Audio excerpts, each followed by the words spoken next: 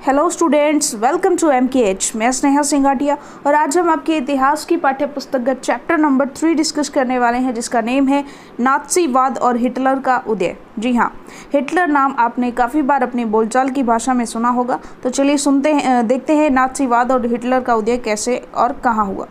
देखिएगा, 1945 के वसंत में हेलमुट नामक 11 वर्षीय जर्मन लड़का बिस्तर में लेटे हुए कुछ सोच रहा था। तभी उसे अपने माता पिता की दबी दबी सी आवाज़ें सुनाई दी। हेलमुट कान लगाकर उनकी बातचीत सुनने की कोशिश करने लगा। वे गंभीर स्वर में किसी मुद्दे पर बहस कर रहे थे। हेलमुट के पिता एक जाने माने चिकित्सक थे। उस वक्त वे अपनी पत्नी से इस बारे में बात कर रहे थे कि क्या उन्हें पूरे परिवार को ख़त्म कर देना चाहिए या अकेले आत्महत्या कर लेनी चाहिए। उन्हें अपना भविष्य सुरक्षित दिखाई नहीं दे रहा था। वे घबराहट भरे स्वर में कह रहे थे, अब मित्र राष्ट्र भी हमारे साथ वैसा ही बर्ताव करेंगे जैसा हमने अपाहिजों और यहूदियों के साथ किया था। अगले दिन वे हेलमुट को लेकर बाग में घूमने गए। यह आखिरी मौका था जब हेलमुट अपने पिता के साथ बाग में घूमने आया था। दोनों ने बच्चों के पुराने गीत गाए और खूब सारा वक्त खेलते कूदते बिताया। कुछ समय बाद हेलमुट के पिता ने अपने दफ्तर में खुद को गोली मार ली। हेलमुट की यादों में वह क्षण अभी भी जिंदा है जब उसके पिता की खून में सनी वर्दी को घर के अलाव में ही जला दिया गया था। हेलमुट ने जो कुछ सुना और जो कुछ हुआ उससे उसके दिलो दिमाग पर इतना गहरा सदमा पहुंचा कि अगले 9 साल तक वह घर में एक कोर भी नहीं खा पाया। उसे यही डर सताता रहा कि कहीं उसकी माँ उसे भी जहर न दे दे। हेलमुट को शायद अब समझ में न आया हो लेकिन हकीकत यह है कि उसके पिता नाज़ी थे। वे एडोल्फ हिटलर के कट्टर समर्थक थे। आप में से कई बच्चे नाज़ियों और उसके पिता हिटलर के बारे में जानते होंगे। आपको शायद पता होगा कि हिटलर जर्मनी को दुनिया का सबसे ताकतवर देश बनाने को कटिबद्ध था। वह पूरे यूरोप को जीत लेना चाहता था। आपने यह भी सुना होगा कि उसने यहूदियों को मरवाया था, लेकिन नाज़ीवाद सिर्फ इन इक्का दुक्का घटनाओं का नाम नहीं था। यह दुनिया और राजनीति के बारे में एक संपूर्ण व्यवस्था, विचारों की एक पूरी संरचना का नाम है। आइए समझने की कोशिश करें कि नाज़ीवाद का मतलब क्या था। इस सिलसिले में सबसे पहले हम यह देखेंगे कि हेलमुट के पिता ने आत्महत्या क्यों की, वे किस चीज़ से डरे हुए थे। तो देखिएगा, मई 1945 में जर्मनी ने मित्र राष्ट्रों के साथ समर्पण कर दिया। हिटलर को अंदाज़ा हो चुका था कि अब उसकी लड़ाई का क्या हश्र होने वाला है।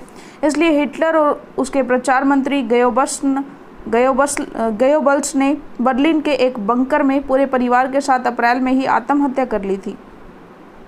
युद्ध खत्म होने के बाद न्यूरेमबर्ग में एक अंतर्राष्ट्रीय सैनिक अदालत स्थापित की गई। इस अदालत को शांति के विरुद्ध किए गए अपराधों, मानवता के खिलाफ किए गए अपराधों और युद्ध अपराधों के लिए नाज़ी युद्धबंदियों पर मुकदमा चलाने का जिम्मा सौंपा गया था। युद्ध के दौरान जर्मनी के व्यवहार, खासतौर से इंसानियत के खिलाफ किए गए उनके अपराधों की वजह से कई गंभीर नैतिक सवाल खड़े हुए और उसके कृत्यों की दुनिया भर में निंदा की गई। वे कृत्य क्या थे?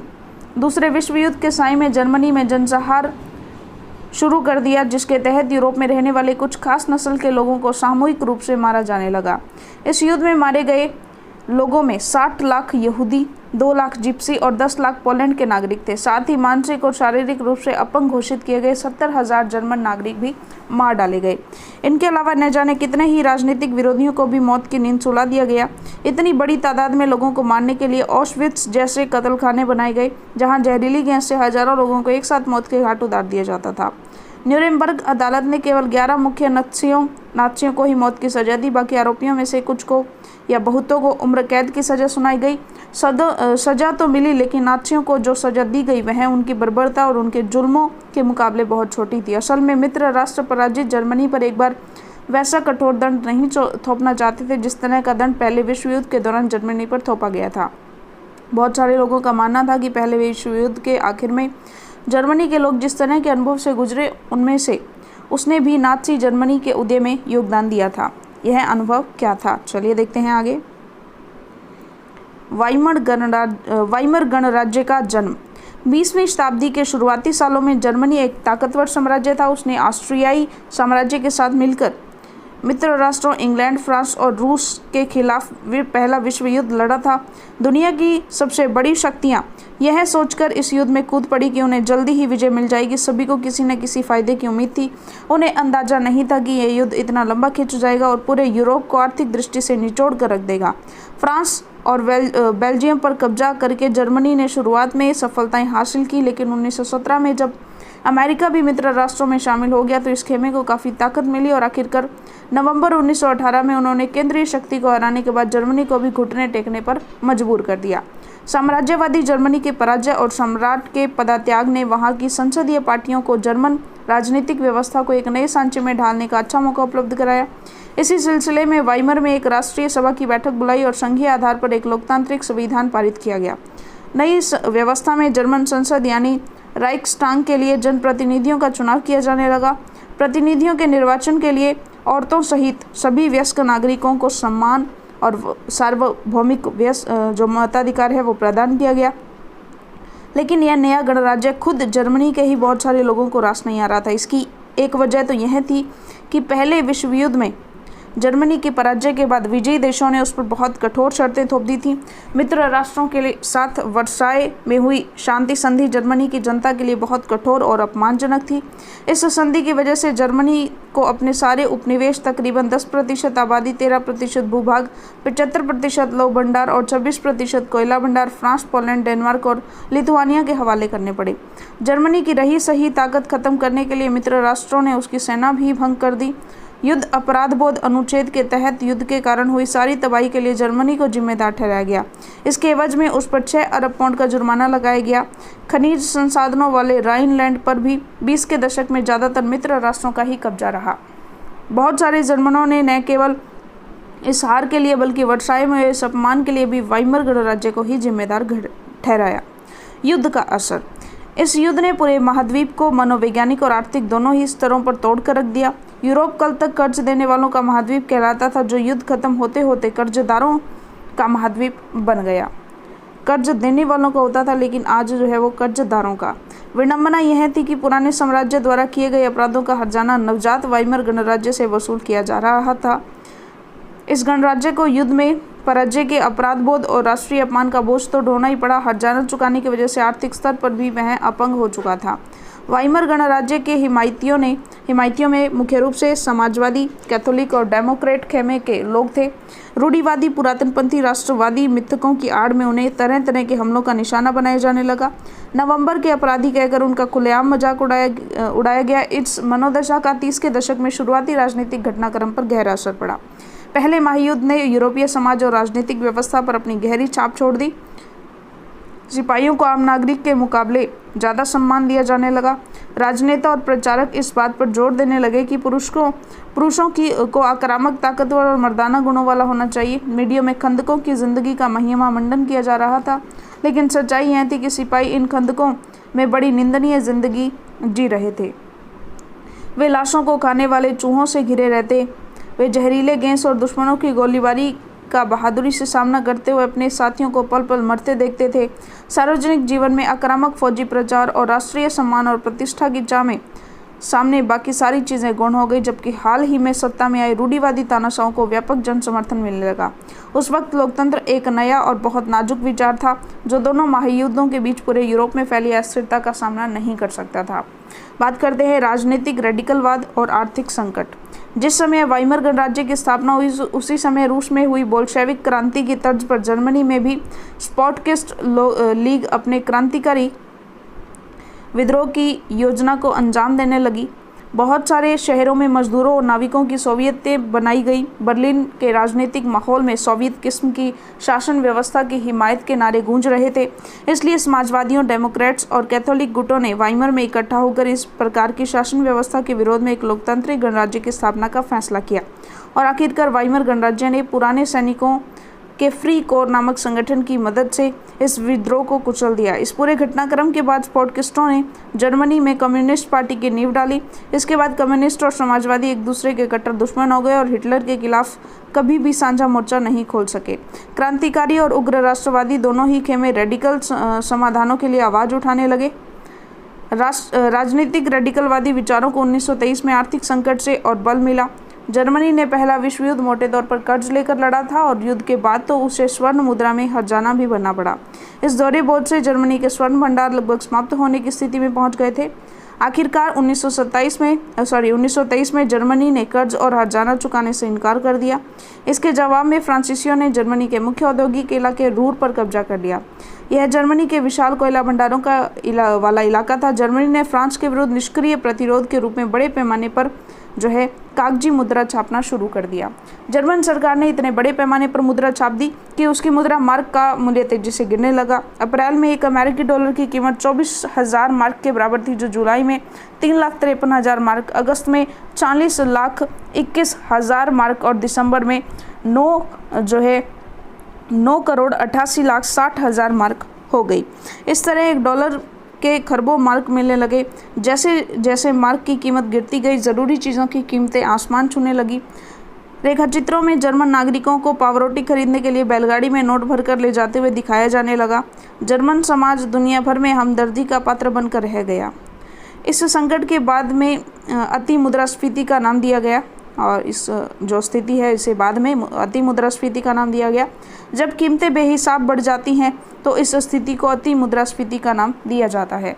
जर्मनी को इस संकट से निकालने के लिए अमेरिकी सरकार ने हस्तक्षेप किया।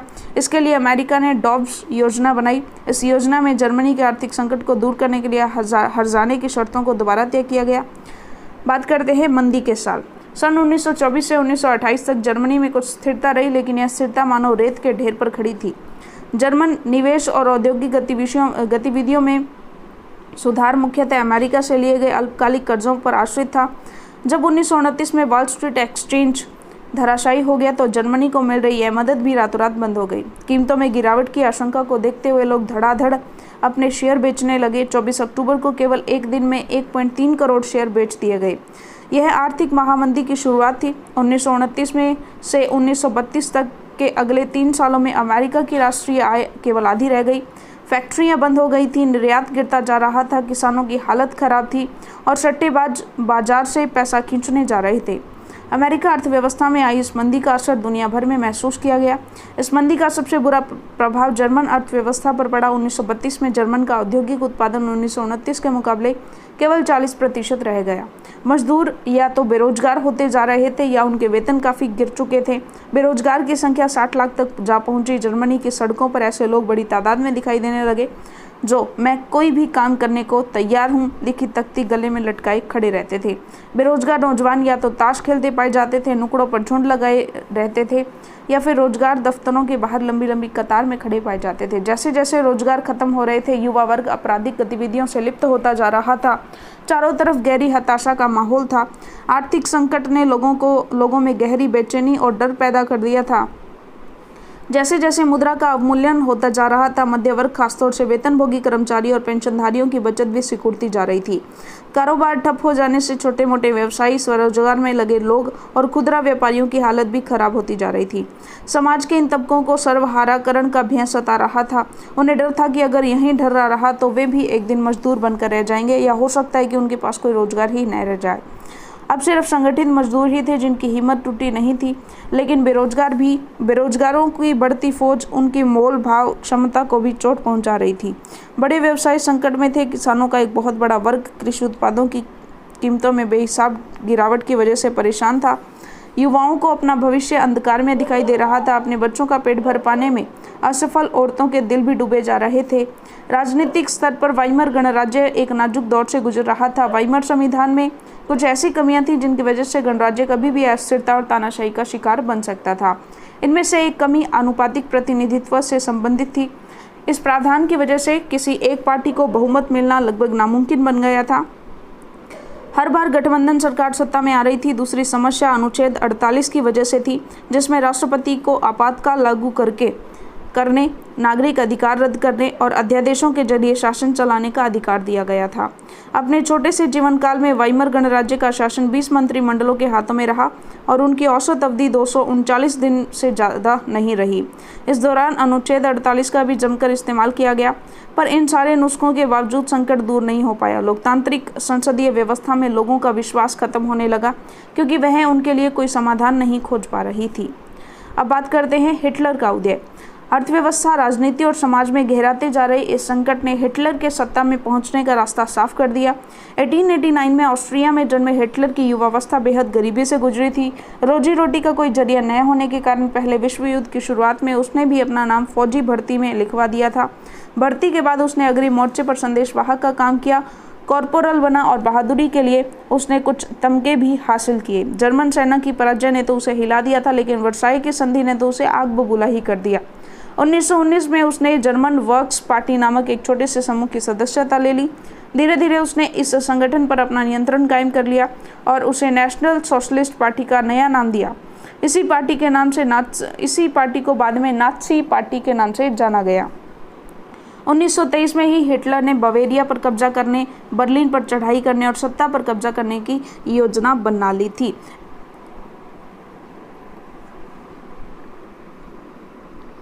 लेकिन इन दुस्साहसिक योजनाओं में वह असफल रहा। उसे गिरफ्तार कर लिया गया, उस पर देशद्रोह का मुकदमा भी चला, लेकिन कुछ समय बाद उसे रिहा कर दिया गया। नात्सी राजनीति के 1930 के दशक के शुरुआती सालों तक जनता को बड़े पैमाने पर अपनी तरफ आकर्षित नहीं कर पाया, लेकिन महामंदी के दौरान नात्सीवाद ने एक जन आंदोलन का रूप ग्रहण कर लिया। जैसा कि हम पहले देख चुके हैं, 1929 के बाद बैंक दिवालिया हो चुके थे, काम धंधे बंद होते जा रहे थे, मजदूर बेरोजगार हो गए थे और मध्यवर्ती को लाचारी, भुखमरी का डर सता रहा था। नात्सी प्रोपेगेंडा में लोगों को एक बेहतर भविष्य की उम्मीद दिखाई देती थी। 1929 में नात्सी पार्टी को जर्मन संसद राइक्सटाग के लिए हुए चुनावों में महज 2.6% वोट मिले थे। 1932 तक आते आते यह देश की सबसे बड़ी पार्टी बन चुकी थी, उसे 37% वोट मिले। हिटलर जबरदस्त वक्ता था, उसका जोश और उसके शब्द लोगों को हिलाकर रख देते थे। वह अपने भाषणों में एक शक्तिशाली राष्ट्र की स्थापना, वर्साई संधि में हुई नाइंसाफी के प्रतिशोध और जर्मन समाज को खोई हुई प्रतिष्ठा वापस दिलाने का आश्वासन देता था। उसका वादा था कि वह बेरोजगारों को रोजगार और नौजवानों को एक सुरक्षित भविष्य देगा। उसने आश्वासन दिया कि वह देश को विदेशी प्रभाव से मुक्त कराएगा और तमाम विदेशी साजिशों का मुंह तोड़ जवाब देगा। हिटलर ने राजनीति की एक नई शैली रची थी। वह लोगों को गोलबंद करने के लिए आडंबर और प्रदर्शन की अहमियत समझता था। हिटलर के प्रति भारी समर्थन दर्शाने और लोगों में परस्पर एकता का प्रभाव पैदा करने के लिए नात्सियों ने बड़ी बड़ी रैलियों और जनसभाएं आयोजित की। स्वास्तिक छपे, लाल झंडे, नात्सी सैल्यूट और भाषणों के बाद खास अंदाज में तालियों की गड़गड़ाहट, ये सारी चीज़ें शक्ति प्रदर्शन का हिस्सा थी। नात्सियों ने अपने धुआंधार प्रचार के जरिए हिटलर को एक मसीहा, एक रक्षक और एक ऐसे व्यक्ति के रूप में पेश किया जिसने मानव जनता को तबाही से उबारने के लिए ही अवतार लिया हो।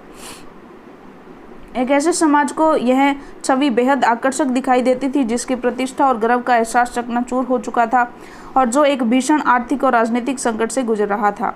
बात करते हैं लोकतंत्र का ध्वंस। 30 जनवरी 1933 को राष्ट्रपति हिंडनबर्ग ने हिटलर को चांसलर का पदभार संभालने का न्योता दिया। यह मंत्रिमंडल में सबसे शक्तिशाली पद था। तब तक नात्सी पार्टी रूढ़िवादियों को भी अपने उद्देश्यों से जोड़ चुकी थी। सत्ता हासिल करने के बाद हिटलर ने लोकतांत्रिक शासन की संरचना और संस्थानों को भंग करना शुरू कर दिया। फरवरी माह में जर्मन संसद भवन में हुए रहस्यमयी अग्निकांड से उसका रास्ता और आसान हो गया। 28 फरवरी 1933 को जारी किए गए अग्नि अध्यादेश के जरिए अभिव्यक्ति, प्रेस और सभा करने की आज़ादी जैसे नागरिक अधिकारों को अनिश्चित काल के लिए निलंबित कर दिया गया। वाइमर संविधान में इन अधिकारों को काफ़ी महत्वपूर्ण स्थान प्राप्त था। इसके बाद हिटलर ने अपने कट्टर शत्रु कम्युनिस्टों पर निशाना साधा। ज़्यादातर कम्युनिस्टों को रातों रात कंसंट्रेशन कैंपों में बंद कर दिया गया था। कम्युनिस्टों का बर्बर दमन किया गया। लगभग 5 लाख की आबादी वाले ड्यूसलडॉर्फ शहर में गिरफ्तार किए गए लोगों को बची कुची 6808 फाइलों में से 1440 सिर्फ कम्युनिस्टों की थी। नात्सियों ने सिर्फ कम्युनिस्टों का ही सफाया नहीं किया, नात्सी शासन में कुल 52 किस्म के लोगों को अपने दमन का निशाना बनाया था। 3 मार्च 1933 को प्रसिद्ध विशेषाधिकार अधिनियम पारित किया गया। इस कानून के जरिए जर्मनी में बाकायदा तानाशाही स्थापित कर दी गई। इस कानून ने हिटलर को संसद को हाशिए पर धकेलने और केवल अध्यादेशों के जरिए शासन चलाने का निरंकुश अधिकार प्रदान कर दिया। नात्सी पार्टी और उससे जुड़े संगठनों के अलावा सभी राजनीतिक पार्टियों और ट्रेड यूनियनों पर पाबंदी लगा दी गई। अर्थव्यवस्था, मीडिया, सेना और न्यायपालिका पर राज्य का पूरा नियंत्रण स्थापित हो गया। पूरे समाज को नात्सियों के हिसाब से नियंत्रित और व्यवस्थित करने के लिए विशेष निगरानी और सुरक्षा दस्ते गठित किए गए। पहले से मौजूद हरी वर्दीधारी पुलिस और स्टॉर्म ट्रूप्स के अलावा गेस्टापो, SS और सुरक्षा सेवा का भी गठन किया गया। इन नवगठित दस्तों को बेहिसाब असंवैधानिक अधिकार दिए गए और इन्हीं की वजह से नाज़ी राज्य को एक खूंखार आपराधिक राज्य की छवि प्राप्त हुई। गेस्टापो के यंत्रणा ग्रहों में किसी को भी बंद किया जा सकता था। ये नए दस्ते किसी को भी यातना गृह में भेज सकते थे। किसी को भी बिना कानूनी कार्रवाई के देश से निकाला दे दिया जाता था या दिया जा सकता था। ये गिरफ्तार किया जा सकता था। दंड की आशंका से मुक्त पुलिस बलों ने निरंकुश और निरपेक्ष शासन का अधिकार प्राप्त कर लिया था। बात करते हैं पुनर्निर्माण।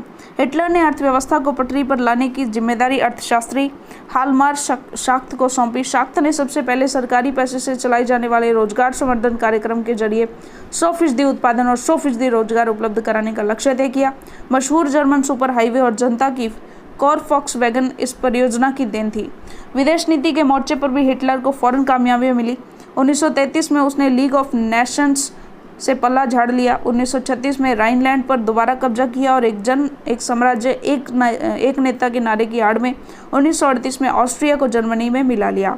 उसके बाद उसने चेकोस्लोवाकिया के कब्जे वाले जर्मन भाषी सुडेंडनलैंड प्रांत पर कब्जा किया और फिर पूरे चेकोस्लोवाकिया को हड़प लिया। इस दौरान उसे इंग्लैंड का भी खामोश समर्थन मिला, क्योंकि इंग्लैंड की नज़र में वर्साई की संधि के नाम पर जर्मनी के साथ बड़ी नाइंसाफ़ी हुई थी।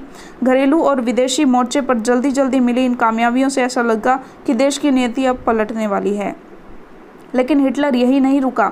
शाख्त ने हिटलर को सलाह दी थी कि सेना और हथियारों पर ज़्यादा पैसा खर्च न करे, क्योंकि सरकारी बजट अभी भी घाटे में ही चल रहा था। लेकिन नाज़ी जर्मन में एहतियात पसंद लोगों के लिए कोई जगह नहीं थी। शाख्त को उनके पद से हटा दिया गया। हिटलर ने आर्थिक संकट से निकलने के लिए युद्ध का विकल्प चुना। वह राष्ट्रीय सीमाओं का विस्तार करते हुए ज़्यादा से ज़्यादा संसाधन इकट्ठा करना चाहता था। इसी लक्ष्य को ध्यान में रखते हुए सितंबर 1939 में उसने पोलैंड पर हमला कर दिया। उसकी वजह से फ्रांस और इंग्लैंड के साथ भी उसका युद्ध शुरू हो गया। सितंबर 1940 में जर्मनी ने इटली और जापान के साथ एक त्रिपक्षीय संधि पर हस्ताक्षर किए। इस संधि में अंतर्राष्ट्रीय समुदाय में हिटलर का दावा और मजबूत हो गया। यूरोप के ज़्यादातर देशों में नाज़ी जर्मनी का समर्थन करने वाली कठपुतली सरकारें बिठा दी गई। 1940 के अंत में हिटलर अपनी ताकत के शिखर पर था। अब हिटलर ने अपना सारा ध्यान पूर्वी यूरोप को जीतने के दीर्घकालिक सपने पर केंद्रित कर दिया। वह जर्मन जनता के लिए संसाधन और रहने की जगह का इंतजाम करना चाहता था। जून 1941 में उसने सोवियत संघ पर हमला किया। यह हिटलर की एक ऐतिहासिक बेवकूफ़ी थी। इस आक्रमण में जर्मन पश्चिमी मोर्चा ब्रिटिश वायु सैनिकों के बमबारी की चपेट में आ गया, जबकि पूर्वी मोर्चे पर सोवियत सेनाएं जर्मनी को नाको चने चबवा रही थी। सोवियत लाल सेना ने स्टालिनग्राद में जर्मन सेना को घुटने टेकने पर मजबूर कर दिया। सोवियत लाल सैनिकों ने पीछे हटते जर्मन सिपाहियों का आखिर तक पीछा किया और अंत में वे बर्लिन के बीचों बीच जा पहुंचे। इस घटनाक्रम ने अगली आधी सदी के लिए समूचे पूर्वी यूरोप पर सोवियत वर्चस्व स्थापित कर दिया। अमेरिका इस युद्ध में फंसने से लगातार बचता रहा। अमेरिका पहले विश्व युद्ध की वजह से पैदा हुई आर्थिक समस्याओं को दोबारा नहीं झेलना चाहता था, लेकिन वह लंबे समय तक युद्ध से दूर नहीं रह सकता था। पूर्व में जापान की ताकत फैलती जा रही थी। उसने फ्रेंच इंडो चाइना पर कब्जा कर लिया था और प्रशांत महासागर में अमेरिकी नौसैनिक ठिकानों पर हमले की पूरी योजना बना ली थी। जब जापान ने हिटलर को समर्थन दिया और पर्ल हार्बर पर अमेरिकी ठिकानों को बमबारी का निशाना बनाया, तो अमेरिका भी दूसरे विश्व युद्ध में कूद पड़ा। यह युद्ध मई 1945 में हिटलर की पराजय और जापान के हिरोशिमा शहर पर अमेरिकी परमाणु बम गिराने के साथ खत्म हुआ। दूसरे विश्व युद्ध के इस संक्षिप्त ब्यौरे के बाद अब हम एक बार फिर हेलमुट और उसके पिता की कहानी पर वापस लौटते हैं। इस युद्ध के दौरान नाज़ी जुल्मों की कहानी है। नाज़ियों का विश्व दृष्टिकोण। नाज़ियों ने जो अपराध किए वे खास तरह की मूल मान्यताओं, एक खास तरह के व्यवहार से संबंधित थे। नाज़ी विचारधारा हिटलर के विश्व दृष्टिकोण का पर्यायवाची थी। इस विश्व दृष्टिकोण में सभी समाजों को बराबरी का हक नहीं था। वे नस्ली आधार पर या तो बेहतर थे या कमतर थे। इस नज़रिए से ब्लॉन्ड नीली आंखों वाले नार्डिक जर्मन आर्य सबसे ऊपरी और यहूदी सबसे निचली पायदान पर आते थे। यहूदियों को नस्ल विरोधी यानी आर्यों का कट्टर शत्रु माना जाता था। बाकी तमाम समाजों को उनके बाहरी रंग रूप के हिसाब से जर्मन आर्यों और यहूदियों के बीच में रखा गया था। हिटलर की नस्ली सोच चार्ल्स डार्विन और हर्बर्ट स्पेंसर जैसे विचारकों के सिद्धांतों पर आधारित थी। डार्विन प्रकृति विज्ञानी थे जिन्होंने विकास और प्राकृतिक चयन की अवधारणा के जरिए पौधों और पशुओं की उत्पत्ति के व्याख्या का प्रयास किया था। बाद में हर्बर्ट स्पेंसर ने अतिजीविता का सिद्धांत जो सबसे योग्य है वही जिंदा बचेगा, यह विचार दिया। इस विचार का मतलब यह था कि जो प्रजातियां बदलती हुई वातावरणीय परिस्थितियों के अनुसार खुद को ढाल सकती है वही पृथ्वी पर जिंदा रहती है।